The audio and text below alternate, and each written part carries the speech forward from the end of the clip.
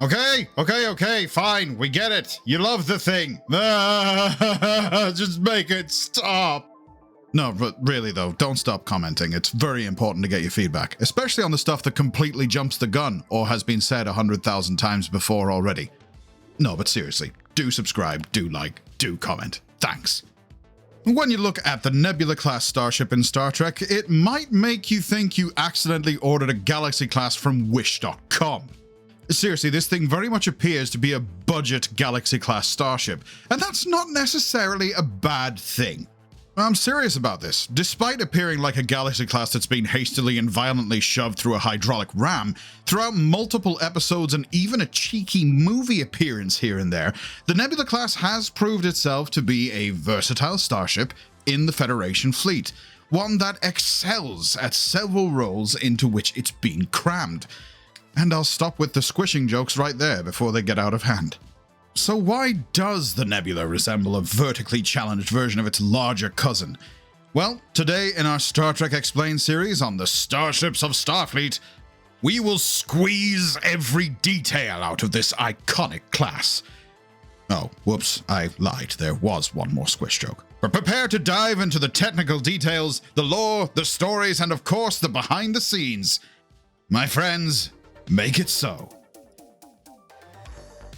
Welcome to Trek Central, lords, ladies, and sovereigns. I am your host, Lieutenant Commander Adam, and again, I am back from vacation on Risa. Many thanks to Captain Jack for taking the helm in the meantime, and of course our Galaxy-class team for keeping up the video editing and writing.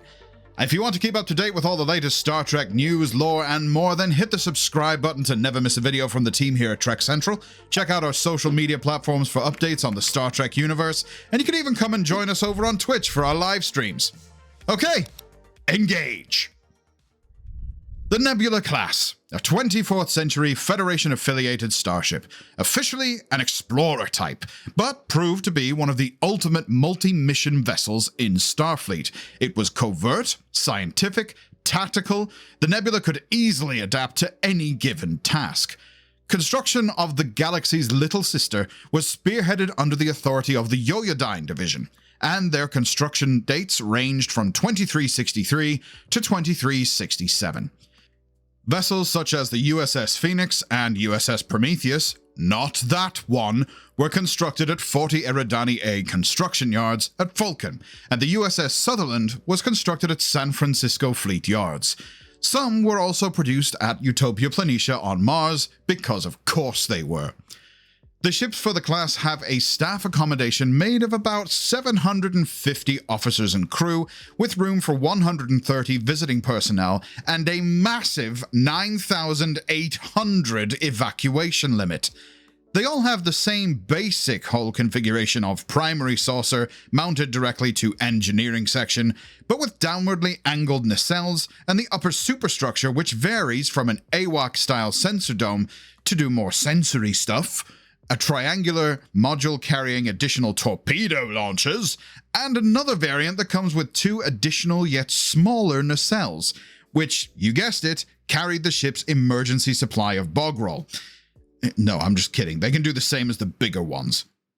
Now, it's likely these were backups should the primaries fail or get damaged, because they had some odd nacelles from a Galaxy model kicking around and they hadn't decided on the Dorito pod yet, but they do look a little bit out of place, to be honest.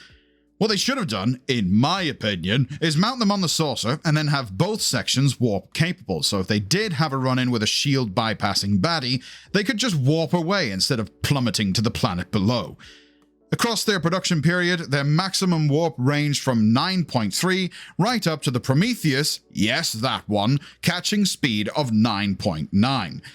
Depending on the upper superstructure, their overall length also varies from the biggest at 465 meters, the quad nacelle variant in at 442 meters, and what I'm calling the cheese wedge, which came out a mere 0.23 meters longer than that. Now, standard on all Nebula ships are the bog-standard 8 Type 10 phaser arrays and 2 photon torpedo launchers, but of course more tubes in the doorstop module variant. The propulsion systems were built and supplied by the Yoyodyne Division, irrespective of the ship's place of construction. Then, of course, there's the all-important deflector shields. Now, some ships, notably the Phoenix, would perform a high-energy sensor sweep, cycling every 5.5 minutes. Between each cycle, a window of opportunity of a 15th of a second would open, which would require the realignment of the shields. The engines would need to operate with a mixture above 90% to successfully leave orbit of a planet, initially topping out at warp 9.3 in 2368. By 2370, the theoretical maximum increased to 9.5, but when fine-tuned, could achieve 9.6. And then, apropos of nothing, by 2374, the USS Bonchune at least was capable of 9.9.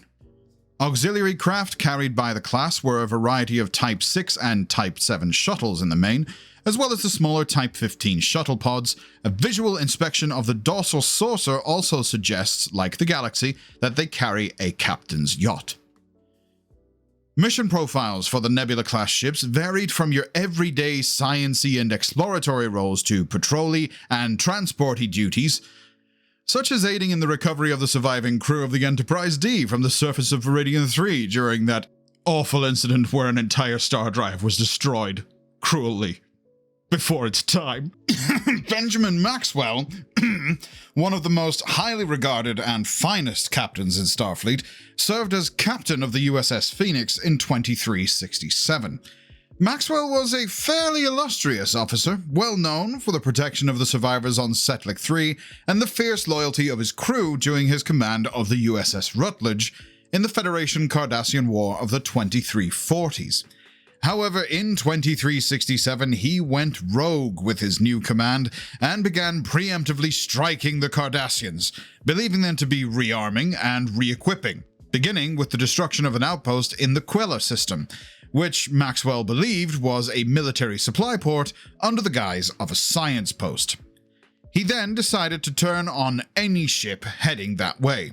The Phoenix proved the class's survivability when it destroyed a supply ship and a Cardassian warship, killing over 650 Cardassians, despite those Cardassians being given the Phoenix's prefix codes to drop their shields. Ultimately, Maxwell was talked down from destroying another Cardassian supply vessel by his former tactical officer, whom we know better as the most important human ever, Miles O'Brien, leading him to surrendering the Phoenix to his first officer. The USS Melbourne was one of the only Nebula classes to be shown with the additional 2 warp nacelles. Commanded by Admiral Hansen, part of the hastily assembled battle group of 40 ships that engaged the Borg Cube at the Battle of Wolf 359. On engaging the Borg, the fleet was decimated within minutes. Hansen gave the order to withdraw in an attempt to regroup the fleet, but the Cube's devastating capabilities were, well, devastating. The USS Bellerophon, the NCC 62048, was also a Nebula among the ships destroyed alongside the Melbourne. In a Romulan holodeck simulation for Captain Riker, it was suggested that he had accepted the position to command the USS Melbourne, depicted by a model of the ship in the ready room of his new command, the Enterprise D. The USS Tucumbra, captained by Solok, who had an all-Vulcan crew, spent 6 months fighting on the front lines during the Dominion War. This ship visited DS9 for repairs and an overhaul and upgrades to the inertial dampeners. We all know how queasy Vulcans can get. While they were at the station, the crew indulged their captain's desire to challenge former Starfleet Academy classmate Ben Sisko to a game of baseball, pitting his team, the Logicians, against Sisko's Niners. The USS Sutherland joined Captain Picard's fleet that blockaded the Klingon-Romulan border during the Klingon Civil War. It was prematurely deployed, despite the superintendent's belief that the ship was not ready for launch.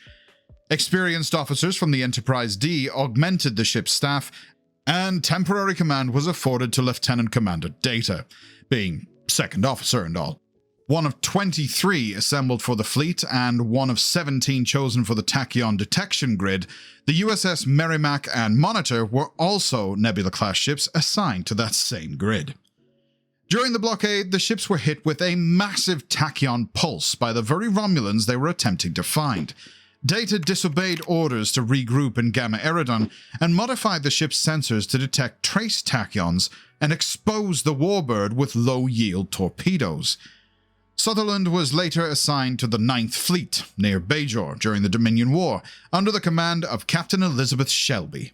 We're still not happy about her death either.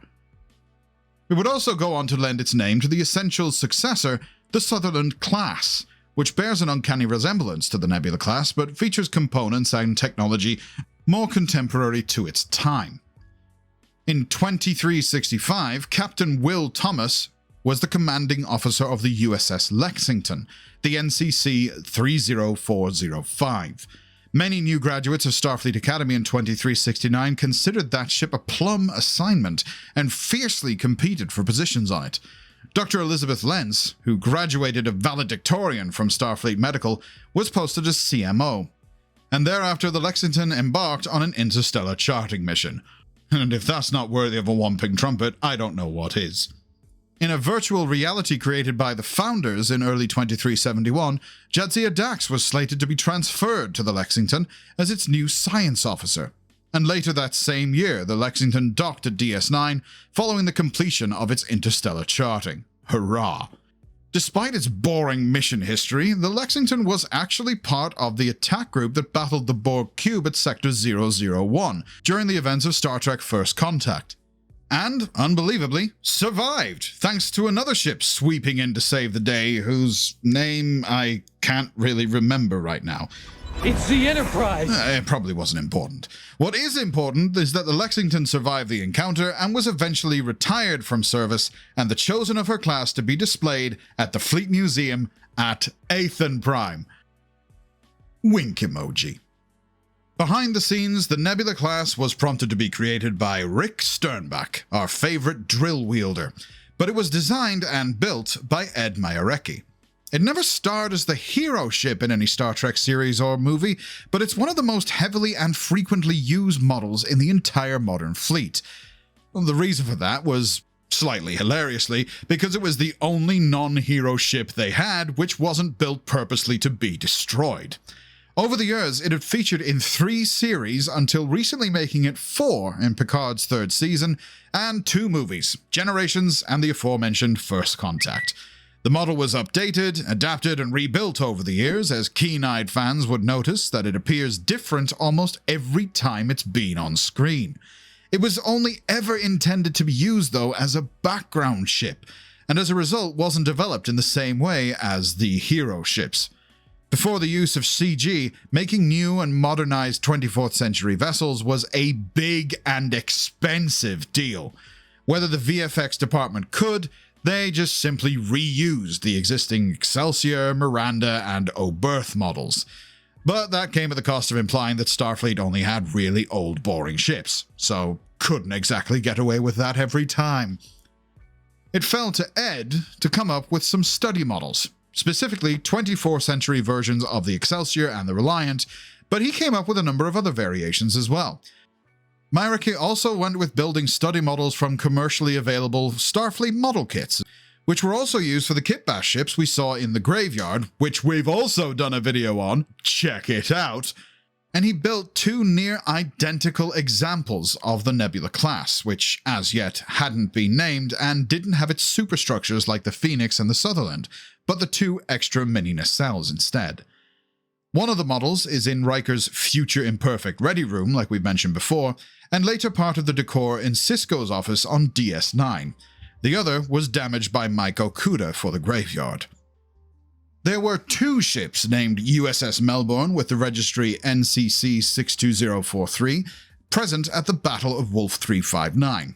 Initially a Nebula-class, as stated a minute ago during the TNG point of view of the battle. However, during the opening of Deep Space Nine, when we see Lieutenant Commander Sisko escaping the Saratoga in an escape pod, the destroyed ship you see out the window is an Excelsior class, also said to be the USS Melbourne. Needless to say, neither ship of the name survived the fight, so who cares? The USS Farragut, NCC 60597, appeared in the closing scene on Star Trek Generations, and it had an overhaul by ILM, changing its original white-blue, which matched the Galaxy-class, to blue-grey, and much more detail was painted on as well, including its new livery. The model made its final appearance as an initially unnamed nebula in First Contact, but this has since been confirmed as the Lexington. A CG model was made for Voyager's Season 4 episode Message in a Bottle and named after the Foundation Imaging's CG supervisor Rob Bonchune. Being pressed for time, he had to use the 3D model already built for the Galaxy as reference, resulting in the CG version differing from the studio model just a bit and reverting it back to the white-blue color scheme. Given its humble beginnings and the changes it went through, though, the Nebula-class has stood the test of time, achieving the feat of appearing in more incarnations of Trek than any other class of Starship so far. Issue 154 of the Star Trek Communicator shows a cross-section showing that the Nebula-class is also capable of saucer separation. Perhaps unsurprisingly, sets for the ships were all dependent on what they had access to at the time. For example, the bridge for the Sutherland in TNG differed greatly from the Prometheus in DS9. The corridors for the USS Honshu, the NCC 60205, were just reused from the Defiant, and the brig from Voyager. But what do you think of this ship? We ask you the most important question, of course. If you were to command a Nebula-class in the Star Trek universe, then what would you call it? Which version would you fly? The doorstop? The nacelles, or my personal favorite, the cheese wedge? Let us know in the comments below, and in the meantime, if you want to keep up to date on all the latest Star Trek news, lore, and more, then make sure you hit that subscribe button to never miss a video from the team here at Trek Central, and you can also follow us on social media or join our community Discord server. For now, I've been Lieutenant Commander Adam, thanks for watching, and we'll see you next time. Live long and prosper, my friends.